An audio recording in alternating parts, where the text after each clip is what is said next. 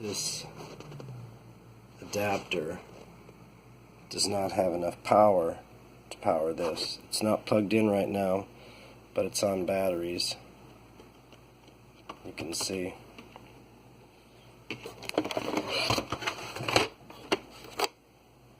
It's got batteries. It's still on. If I plug this in,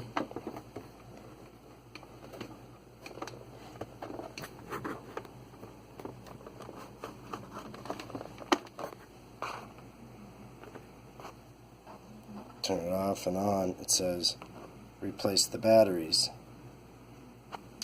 and it will no longer work. Now it's plugged in. Push the button, it works. Plug it in. It's hard to do with one hand. Turn it on. Replace the batteries.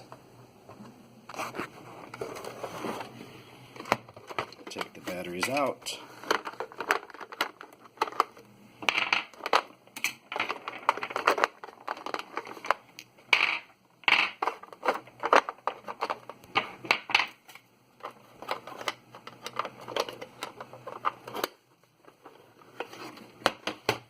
It's just running off the power supply right now. Push the button, replace batteries.